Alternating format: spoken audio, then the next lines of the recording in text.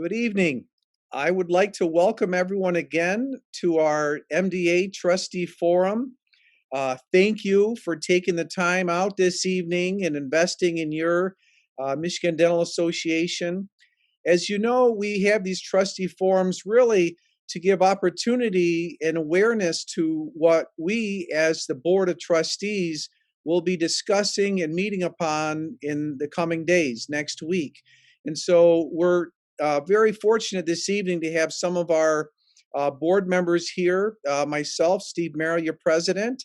We also have Dr. Vince Benavenia, trustee, Dr. Chris Gorecki, trustee, Dr. Mike Mayhofer, president-elect, Dr. Lauren Vanderhoof, trustee, and of course, our best and brightest, Ms. Karen Burgess, executive director. And so we have an overview of what our meeting is going to be about next week, and hopefully it'll give you some insight and connection so you know what's going on, and also opportunity for your feedback and discussion. We have time at the end for questions. An overall part of our agenda is going to be of the highlights of our December board meeting. I'm going to start off in a moment discussing our MDA 2021 to 2025 strategic plan. We're next going to move into our generative discussion on student debt, a topic we'll be discussing next week, as well as our 2021 Mda Annual Session. We also have a discussion on a new endorsement, daily solutions for office supplies, as well as strategic promotional incentives and proposed bylaws changes, membership requirements and dues. I know many people are interested in that, as well as our MDA public education campaign. And then we're looking forward to your feedback from all of our members here. And as I said, there will be time at the end for questions. So with that, please remember, I think everyone should be on mute if you're not talking, which is just me right now. And then as well as utilize the chat function. I think most of us have had opportunity to have multiple Zoom meetings. Maybe I'm just speaking for myself, but certainly use the chat function, and we'll try to have an organized discussion and make sure we give everyone the opportunity to have your questions answered and your concerns raised. And we look forward to hearing from you. And again, thank you for being here. With that, I'd like to start off with my topic this evening, which is a discussion that will be looking forward to voting on next year with respect to our upcoming strategic plan. And as most of you realize, best practices of organizations include a strategic plan. We try to have an organized thought so that there is a succession of our strategies year after year. So we're building upon successes annually, and we're not just flip-flopping year to year in various strategies. We really have a long-term vision to help our members succeed. And of course, that being said, have a nimbleness to address more issues at hand short term, but we want to have a long-term vision. And so our strategic plan, our previous strategic plan, was due to conclude in 2020. So we're looking to develop our next 5 years of our strategic plan to keep our organization at its optimal and move us forward to ensure all of our success. With that being said, this year, the MDA undertook a process to develop a draft strategic plan. We enlisted the help of a consulting firm that has expertise in this arena. We put out a request for proposals to several consulting groups that were recommended, and we accepted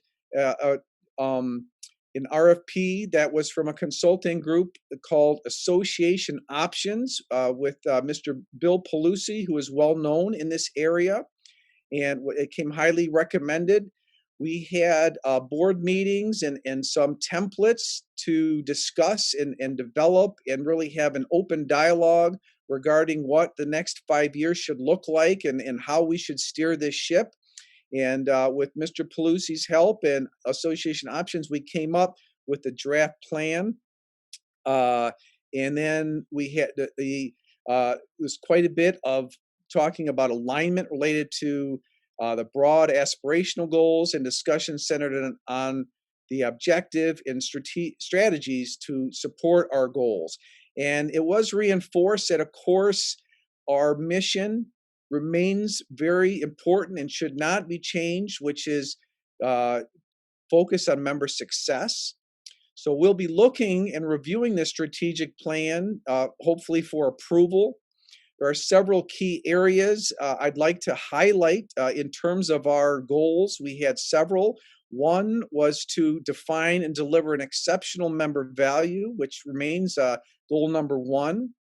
Also, engage and develop relationships with members. We're looking to develop this, increasing this and maximizing this on several fronts. Also, a third goal is to assure organizational sustainability, which obviously is very timely in light of what's going on this year with the pandemic and with all organizations across the board in terms of financial impact and viability. Goal number 4 is to understand and improve diversity, equity, and inclusion at all levels. Again, a very timely goal, and we're very dedicated to make sure we maximizing success of all members in all of our dental communities throughout the state of Michigan. And then our 5th goal is to advocate effectively for the dental profession and the public's oral health. Again, a very timely goal given all that's going on. I hope everyone saw the email blast that we sent out last week with a letter from yours truly that I was asked to send to Governor Whitmer to please consider, or we're asking for consideration, and we know from the CDC guidelines that dentists and dental team members be given priority in the first tier for access to immunizations with respect to COVID-19. And that plan is being developed, but our latest information is that we are indeed in tier 1.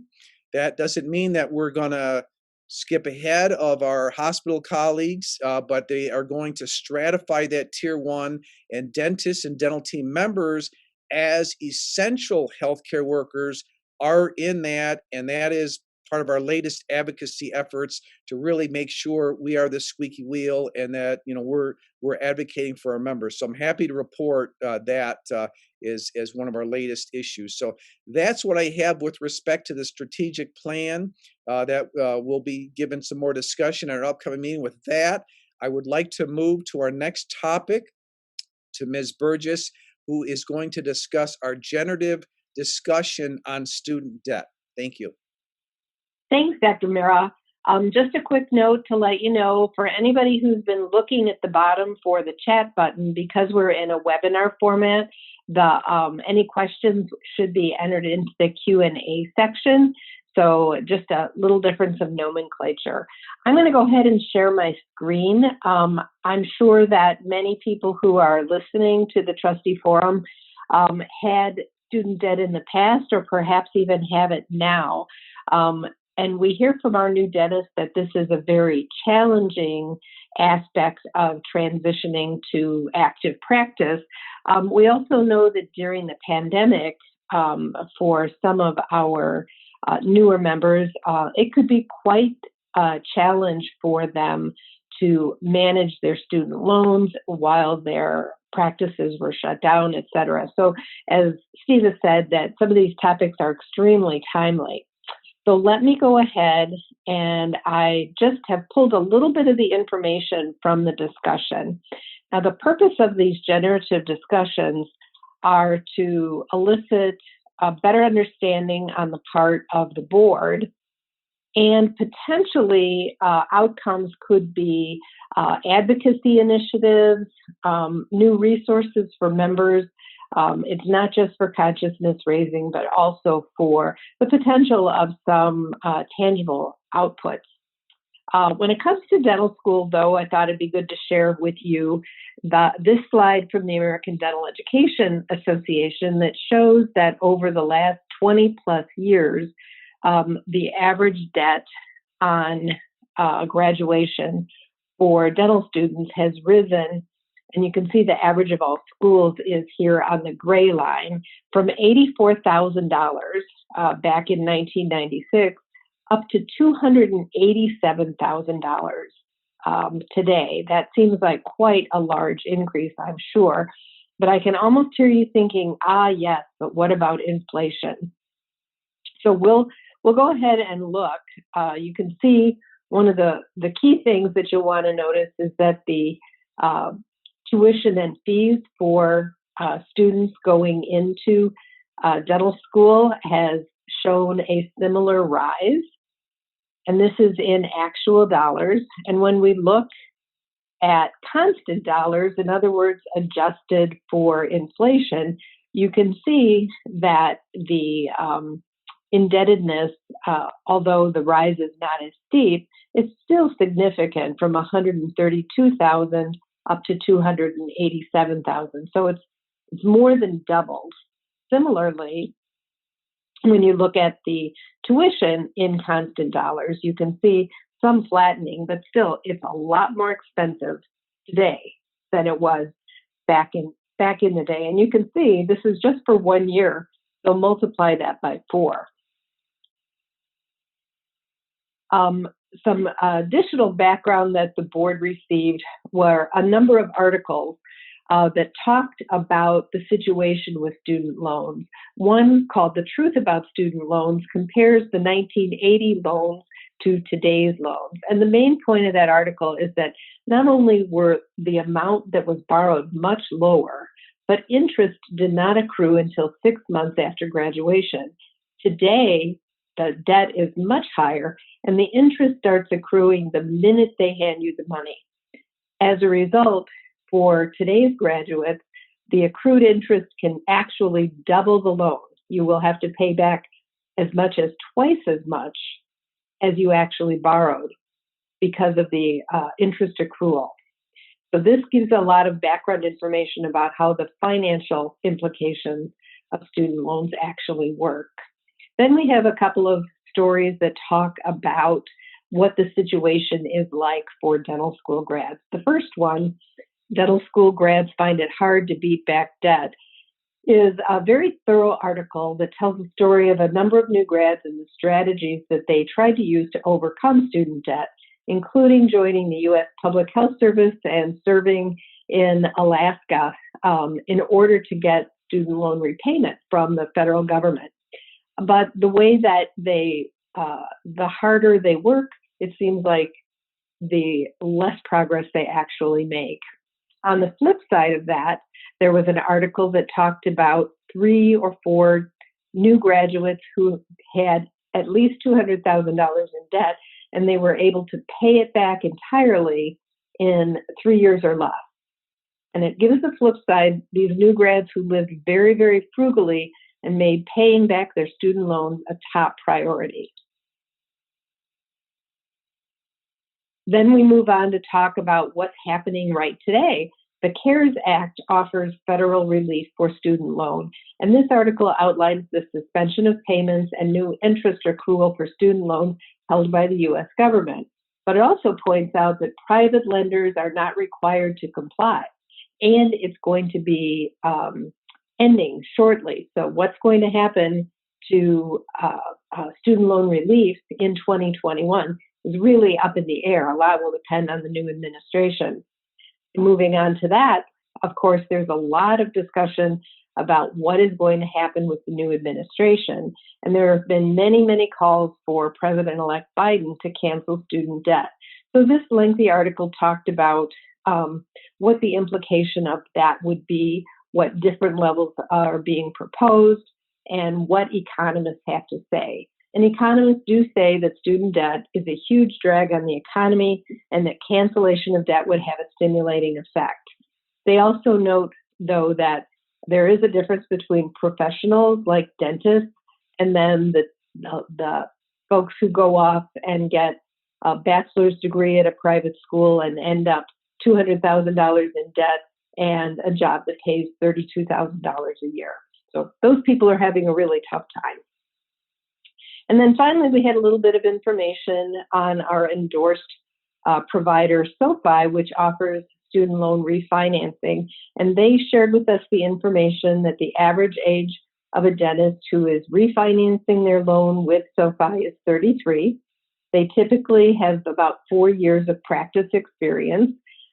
Their consolidation term is on average 11 years, and they're paying 4.87% in interest. What they make is about $192,000, and their FICO score is 775. The typical consolidation loan amount is just about $230,000.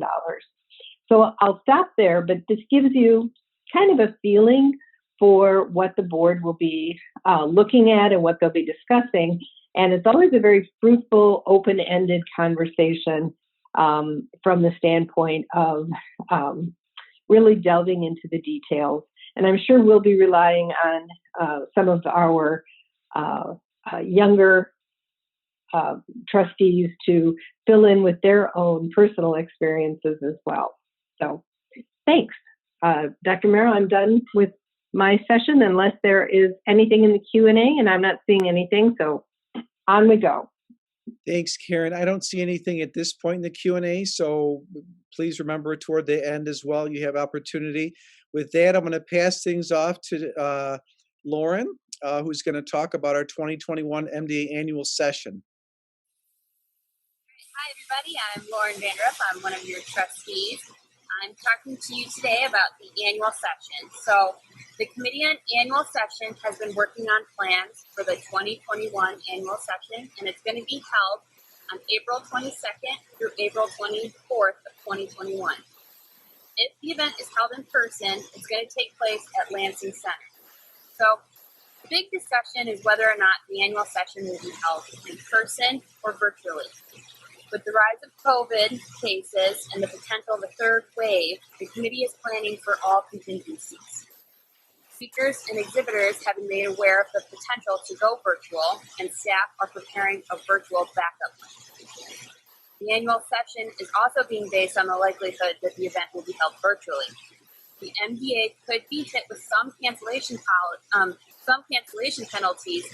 However, the Lansing Center would refrain from charging those penalties if restrictions are in place and if the MDA cancels 60 days out but immediately re-signs for 2024, which is the next time that the annual session will be in Lansing. So in order to allow ample time for a virtual conversion or to put proper safety precautions in place for an in-person event, the annual session committee is recommending that the MDA make an announcement on the status on or before February 15th of 2021.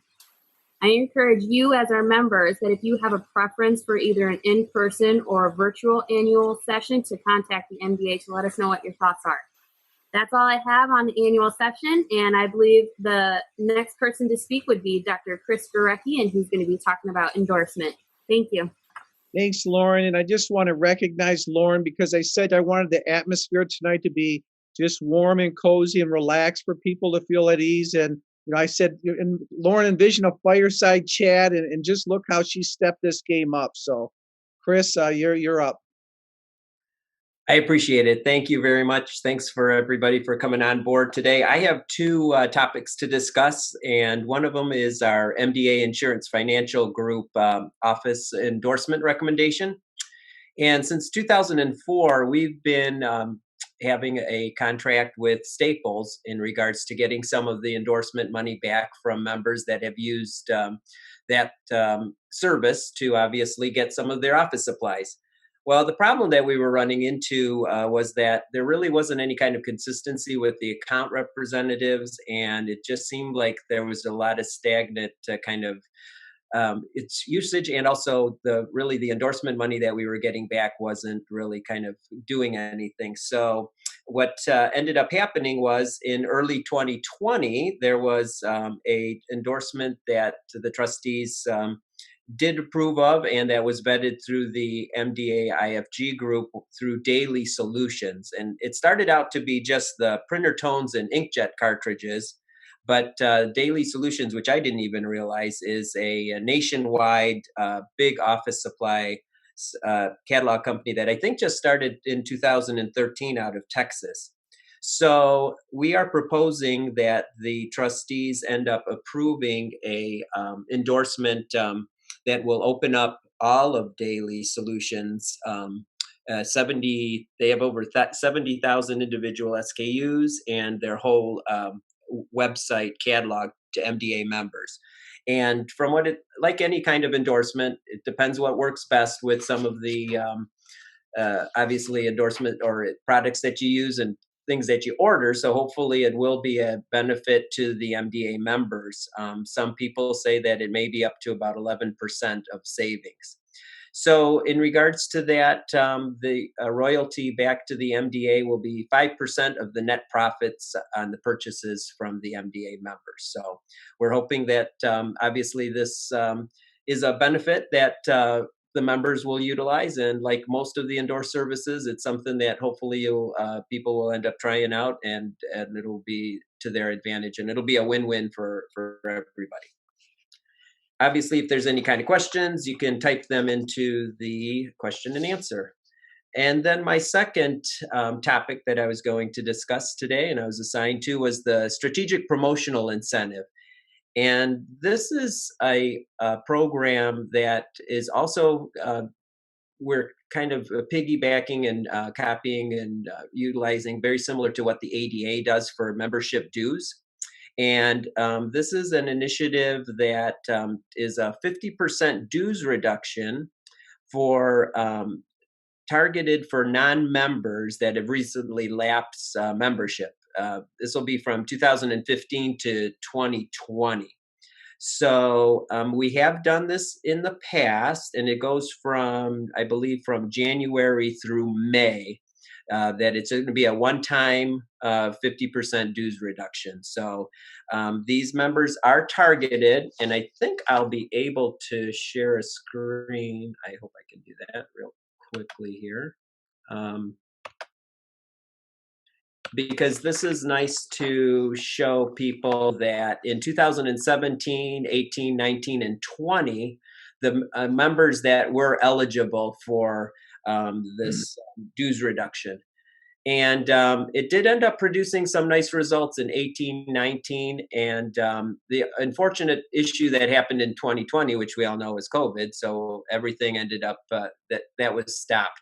So these are the obviously people that were going to, and non-members that are going to be targeted to get the obviously dues reduction, and hopefully we can obviously get a turnaround on that, and hopefully get some more membership. So this is something that also the ADA Board of Trustees is going to vote on.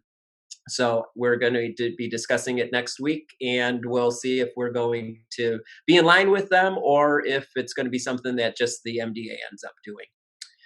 Well, that'll be it for me, and I believe that goes back to Steve, and Mike Mayhofer is going to be following me. Chris, we actually do have a question, if it's okay, just to answer now, from Tom Goodsell, who asked, will the new endorsed company rent a booth at the annual session when we're in person? I don't know if you know the answer to that, but would you please address it? You know what? I do not have the answer to that. I would imagine maybe Karen might know. It's a nationwide company, but I'm not really sure if how they're going to promote themselves, and if there's anything at the annual session. But Karen does know, so she's going to be able to answer that. Thank you. Thanks, Chris. Well, I will say, because I go to the IFG board meetings, that I did hear the presentation, and I know they've made a very good commitment to market to our members and support through advertising in the journal and attending and sponsoring things for the MDA. So I would assume that they would be very likely to participate in our annual session. But the first thing that is needed is the endorsement agreement, and then our own Cindy Gavian will be negotiating the contract. So I'm sure she will be going for every commitment that she can get. Thanks.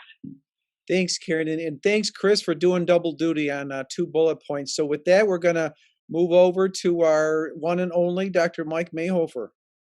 Thanks, Steve. Friday of next week, the MDA board will discuss 2 resolutions that will change our bylaws concerning membership.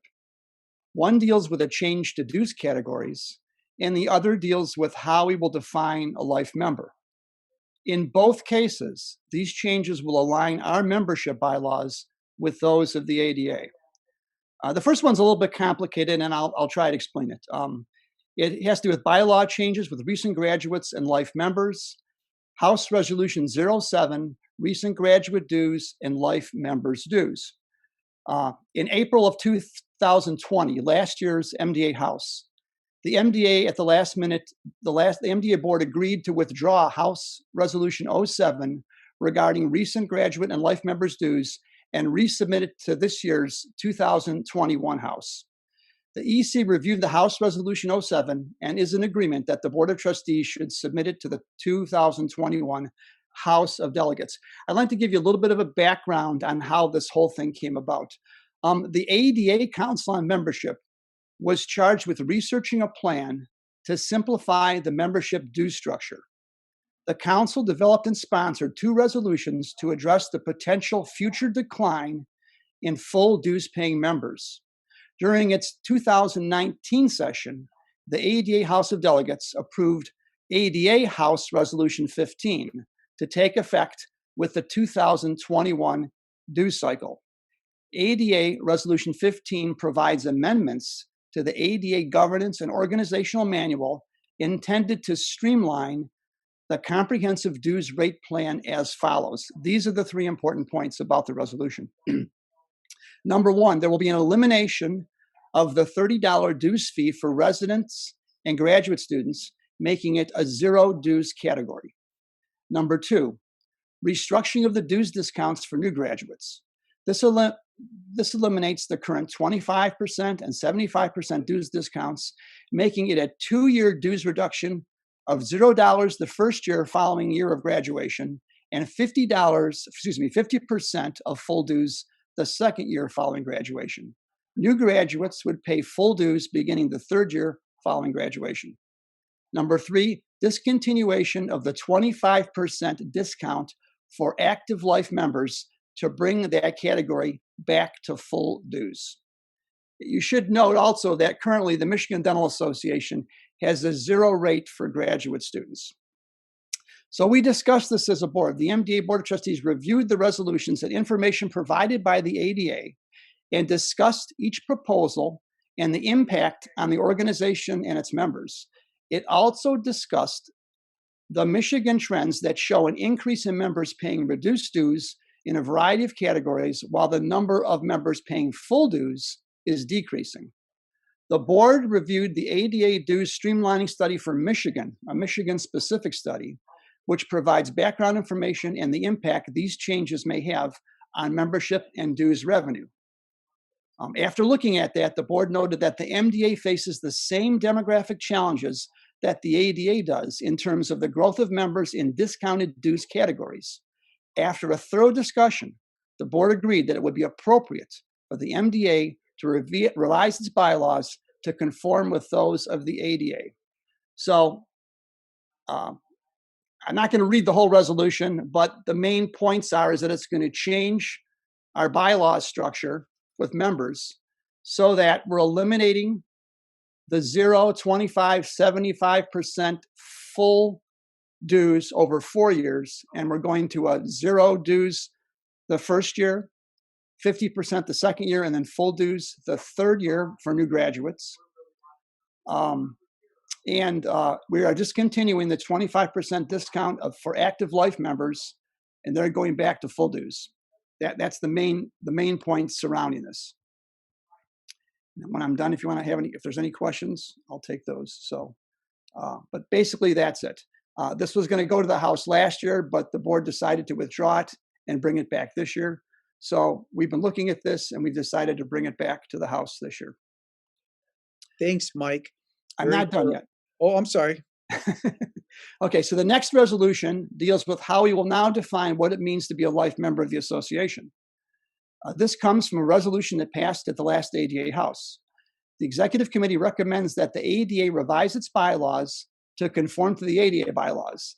As the Committee on Membership does not meet until mid-December, the committee reviewed the policy electronically and is also in agreement. So proposed for resolution is this: that the MDA bylaws, Chapter 1, Membership, Section 2, Qualifications, Life Member, be revised to read as follows.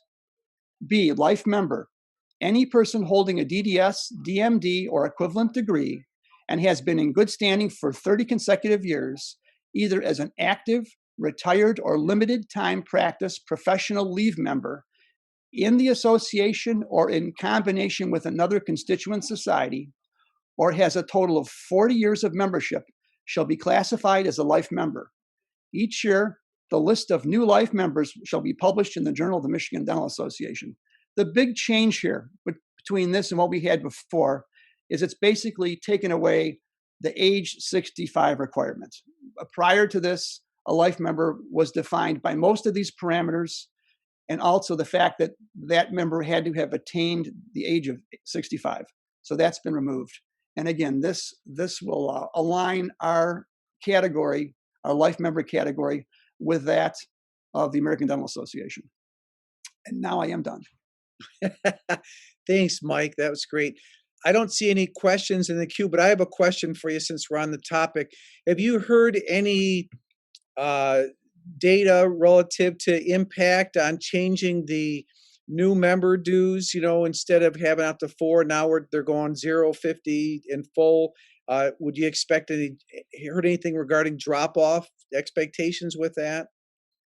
I haven't really heard much as far as pushback on that at all from younger members.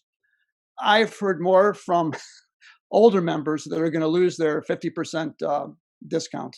But no, I haven't heard much pushback. And as far as any evidence-based studies on what we're going to lose, I haven't seen that. So I just remember, and this is a couple of years ago now, so I didn't know if there was an update, but when I was at the ADA building for a meeting, they said they actually did have some data because people are concerned that, of course, students may, I'm sorry, not students, young dentists, newer dentists may drop off, and the data that the ADA has said that really what has not been shown to be the case. So that was part of why they felt comfortable moving it forward, because of course that is a concern anytime we make any change. And as you just said, even with our other end of the spectrum, we were concerned about that.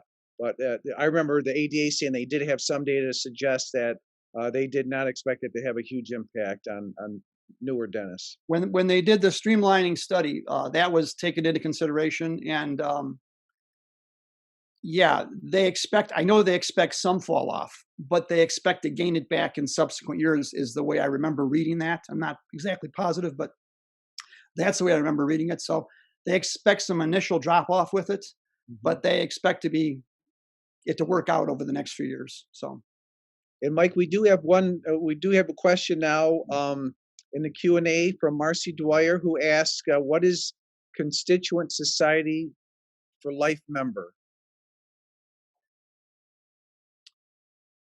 Well, if you're a working life member, you're going to pay full dues now. If this passes, if we make this bylaws change, and you're a working life member, you will continue to pay full dues. You'll no longer have the 50% discount, which has been in our bylaws up until now. If you're a retired member, a non-working retired life member, you'll pay 0 dues. Thank you. Okay, next up we have Dr. Vince Benevenia. Vince, I heard you have a very exciting PowerPoint for us tonight. No PowerPoint, but I am going to share my screen, and we're going to put up some bullet points that Jenny Armistead gave me regarding our public relations program tonight. And then I'm going to show an awesome YouTube video, because everybody likes video. So if I may, I'm going to share my screen here and put up these points here. So let's show my whole desktop. Let's just put it all out there. All right. Can everybody see my screen? Can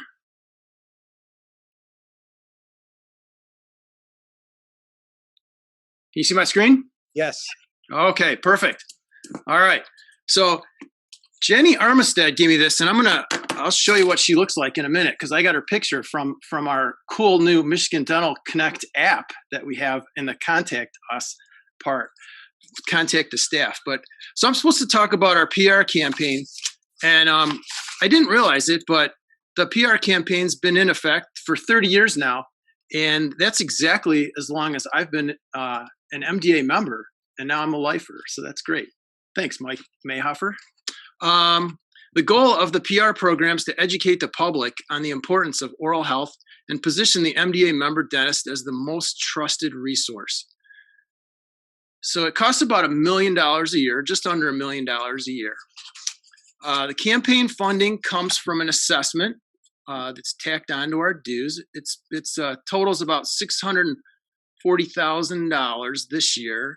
That was because because dues went up $100 this year. We decided to reduce the assessment for the PR campaign $100 per person. So that kind of offset the dues, and then but that's only for 1 year that we're going to do that, and that will resume most likely in 2022. So we'll go down here. And the campaign challenges and strategy adjustment. The challenges will be to get the biggest bang for the buck. So we hired, and we've been working with James and Matthews. They're our MDA advertising agency. And they've come up with a plan for us for this year. And the board will discuss the proposed plan and either approve it or make some revisions and then approve it at our meeting coming up next week on Friday. The recommended plan will keep the spending ratio to 80% education, educating the public on dentistry and what we provide, and 20% driving people to dentists via the Find a Dentist portion of the website. Until the campaign target audience, or limit the campaign target audience to the influencers. So who are the influencers? Who's controlling the dental spending dollars in your family? So that's the moms usually, and Michigan adults who are worried about finances. So the PR campaign will target the moms, and messages will focus on educating the public on the importance of oral health. It'll create just one primary campaign and 1 to 2 secondary campaigns, and it'll suspend the MDA component PR grant program in 2021, which gave $30,000 last year to 6 different components for the sum of $5,000 each to the components. So we're going to suspend that to save a little money this year. So I didn't keep up with that. There we go. So now I'd like to share my screen, and we'll show one of these cool videos in the PR campaign. So this video was, I don't know if you saw the journal, Michigan Dental Association Journal e-News this Monday that came out. And it talks about things like early vaccination for dental providers, which we talked about tonight. But if you scroll down here, it talks about the new MDA public education campaign and what we're doing with that. And you scroll down and there's a video in here, and I like the long one. So we're going to watch the 30-second video. Here we go.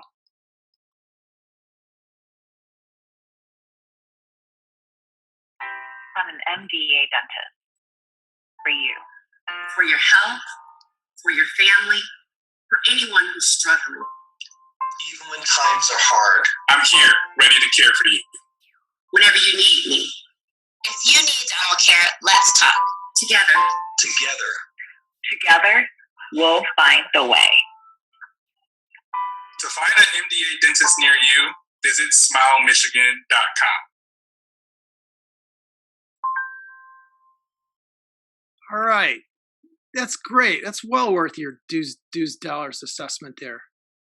So that concludes my update on the PR campaign. Like I said, we'll be voting on that coming up this Friday at our board meeting. And that's it from me. Thanks, Steve. Thanks, Vince. Say, there is a question from Tom Goodsell who asked Vince, does this stop in the reduction of the PR campaign in a year mean an increase in dues of $100? Will it be offset otherwise? So I think the dues went up. The dues went up this year $100. So to kind of offset that dues increase in a COVID year, where we know people are kind of hurting for money, is we decided to reduce the PR campaign assessment by $100. So that offset the dues. So we don't plan to keep that in effect going forward for very much longer. And in fact, in 2022, we plan on reinstituting the assessment. But again, that's up to the board to make that decision going forward. So potentially, yes, you could have another $100 added to the assessment. I think, Karen, did you want to add something there? I saw your hand. Yeah. Both the dues increase and the assessment adjustment is meant for 21 only. So we will expect to see the assessment go back up in 2022, but the dues will also go back down in 2022. That is what we are anticipating will happen, that our finances at the MDA will get back to normal after an unusual year in 2021. So hopefully that will answer the question. So really a net neutral effect both years. Vince, I have a question. You know, part of the public campaign this year, in keeping with our, trying to be nimble and dealing with COVID, our public campaign got retooled to reach out to the public that it's safe to come back to the dentist's office from, when we were shut down. Can you just comment? Do you think that was a good move? I mean, in retrospect now, do you think it helped, or what are your thoughts? I think it helped. I think, most of my patients, just from a personal standpoint, felt, I think coming in, as I asked them, they felt safe in our offices and were aware of the things that we had to do to get back open. I think the PR campaign was valuable and helped with that for sure, because I think a lot of people were just afraid to go out in general, and they were worried about what they were going to encounter in medical offices and dental offices and things like that. But I think as soon as they saw all the things that we were implementing and the changes that we've made to make things safer, and actually told them those things, and had things posted in our offices and that our task force put together, I think that was all a very good way to help the public feel more confident and safe coming to get their dental work. Thank you. All right, I'd like to open the chat and questions up, open-ended. Please, anyone, if has any questions, again, use the Q&A function. We're here for you, and you've got us here. Please maximize yourself. While we're waiting for anyone to type in, I'm going to ask another question, this time to Lauren. Can you just comment, this year, just with respect to annual session and just lessons learned this year from having virtual, and I guess things that, we could build upon or utilize. I think virtual is going to be with us one way or the other in some way, or maybe lessons learned that we don't want to, maybe go, into next annual session. Any comments on that? Yeah, absolutely. We've seen just huge advancements with technology use and users getting more comfortable with the virtual format. And then the MDA, holding our annual session virtually, or working with the packages that we had. And then our House of Delegates went virtual. So I think we're learning how to use the technology. So I think if we had to go virtual, we've already laid a foundation, and we'll be able to build upon that and hopefully still deliver a really good product for our members, even if we are in a virtual format and we can't be in person like we all want. So I think, we're heading in the right direction. So hopefully things continue to get better. If we're in person, great. But if we have to be virtual, I think we can handle it. Thanks, Lauren. We do have, it's more of a comment than a question, but Sue Karen says, I would like to see the safety issues campaign still continued in the mix. I have friends who have still not gone back to the dentist. So just some feedback. Thank you, Sue, for that feedback. We'll definitely make note of that. One other question, Chris Gorecki, I'll pick on you this time. So, for people who aren't, maybe as in tune as the board members and some of the folks on the call, but maybe not everyone is the same appreciation. Non-dues dollars, I mean, those endorsements, does it really keep our dues down, or is it just a little fraction, or what are your thoughts on that? Is it really worthwhile? Well, obviously, every member has to assess what is best for them, but I don't have the numbers right in front of me, but it is definitely a lot of dues dollars that do come back as obviously kickbacks from those endorsed services. And so that obviously helps to keep our obviously numbers down in terms of dues. So it is definitely a win-win. And thankfully, because of some of those dues, like Dr. Mayhofer was speaking about in regards to some of the cutoff with the life members and everything, the MDA has positioned themselves very well in regards to having those non-endorsed services, so that we have those non-dues revenues to keep those budgets intact. Because boy, if we didn't have that, there are a lot of dental associations that are in real trouble because of the non-endorsed service non-dues revenues. So yes, it is definitely something that keeps coming back to us, and we just need to keep promoting it, because I think still a lot of members aren't taking advantage of some of those good discounts, and you got to see what works best for you, for yourself personally. I know that certain times we've gone through, and our office managers have, we have to direct them to say, hey, you know what, start going ahead and trying out the endorsed services, and because we've just signed up for iCor Pharmacy, the prescription through our office service. And yeah, it's a lot of work. So there's a lot of back and forth meetings. There's that the office managers have to do, but in the end, it's something that does save a lot of time, because if the actual dentist had to go out there and try to find that prescription service, man, that we'd be spending and wasting a lot of time. So it's already vetted, these endorsed service programs, and because of that, we can really trust that a lot of research has been done by the MDA and all those committees, and that they are really a positive, obviously non-dues revenue for us. So you do have to try them out, and obviously that's the best kind of suggestion that I have, and it does end up obviously helping the MDA's bottom dollar. Thanks, Chris, and that's very helpful. And just as a general, and Karen may fine tune my answer, but if we didn't have any other money coming in besides just our dues to run our organization, the dues would double. So our dues are basically half of what it takes to run. We actually, those really do make a huge impact. I do have Eric Knutson puts down here, thank you, having the treasurer on the call, what more can you ask for? He says, Craig could answer this better, but I think the average savings over $300 annually. Thanks, Eric, for putting that in there. We do have another question. Actually, I'm going to kick this to Karen this time. This is from Sue Karen, who asks, is there still going to be a reduced dues for life members making less than $50,000 a year? Karen, would you handle that one?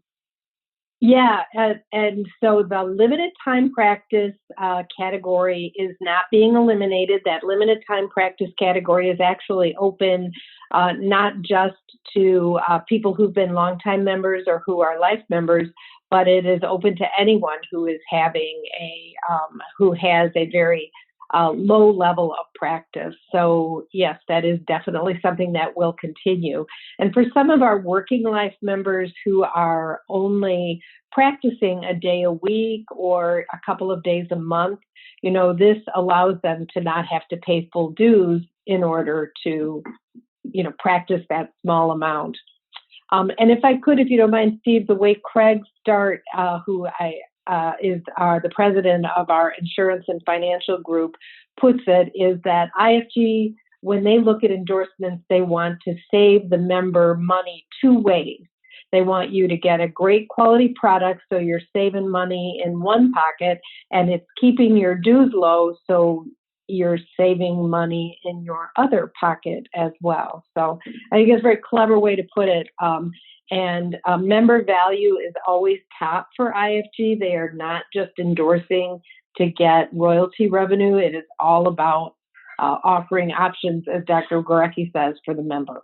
So thanks for letting me put that plug in there, Steve. Thanks, Karen. And I think, Vince, did you have another, you want to have a comment? Yes, I had one more plug for the MDA app. Can you see it? It's right up there, the MDA app. That's the logo. You press that, then you get the, oh, can you see it? Or is it whited out? It'll white it out. Yeah, shoot. Anyway, Mike Mayhofer wanted to see Jenny Armisted's picture here. Oh, there's Karen. You see Karen. and then we go through all these staff members, and you come up to, there's Jenny. And you can contact all these staff members so easy. There's so much information on this app. Everybody should have this app that belongs to the MDA. Thanks. Get the app. There you go. MDA Connect. Lauren's got it too. Lauren's got it. See, technology. There we go. All good. Keep up with the times. That's good. All right. Well, I don't see any other questions in the queue here. So I'd again like to thank everyone for spending your evening with us. This is very important stuff, obviously, and we look forward to a very productive board meeting next week. And of course, you know, we welcome all comments and your participation. So if you have any further questions, please feel free to follow up with any of us or staff. And with that, I wish everyone a good evening. Thank you.